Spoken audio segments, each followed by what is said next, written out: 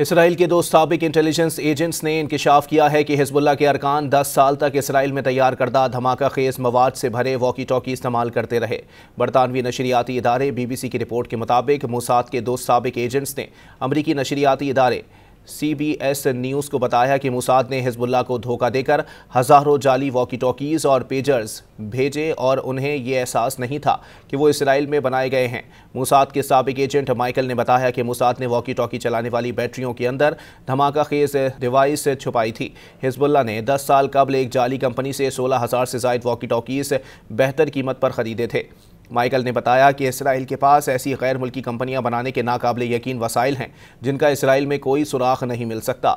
Israel ख्याली दुनिया बनाता है जिसका मरकज़ी किरदार खुद इसराइल है और पूरी दुनिया उसका स्टेज है। माइकल ने बताया कि मोसाद को पता चला कि उस वक्त हिजबुल्लाह ताइवानी कंपनी गोल्ड अपोलो से पेजर्स खरीद रही थी, जिसके बाद मोसाद ने एक जाली कंपनी बना ली जिसने धमाका खेज मवाद से भरे पेजर्स पर गोल्ड अपोलो का नाम इस्तेमाल किया, जिसका असल कंपनी को कभी पता नहीं चला।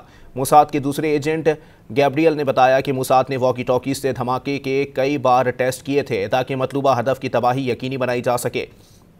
फिर हिजबुल्लाह को धोखा देने के लिए पेजर्स की इश्तिहारी फिल्में और ब्रोशर बनाकर इंटरनेट पर फैला दी। जब हिजबुल्लाह पेजर और वॉकी टॉकी से ख़रीद रहे होते थे तो उन्हें इस बात का ज़रा सा अंदाज़ा नहीं था कि वो ख़रीदारी मोसाद से कर रहे हैं। मोसाद ने ख़ास तौर पर एक रिंग टोन का इंतखाब किया जो किसी को आने वाले पैगाम को चेक करने के लिए काफ़ी ज़रूरी लगेगा। मोसाद के एजेंट्स ने अमरीकी नशरियाती इदारे को बताया कि हिजबुल्लाह ने सितंबर 2024 तक 5 बॉबी ट्रैप पेजर्स खरीदे थे। धमाके उस वक्त किए गए जब मोसाद को खदशा हुआ कि हिजबुल्लाह को वॉकी टॉकीज़ और पेजर्स के बारे में शक पैदा होना शुरू हो गया है।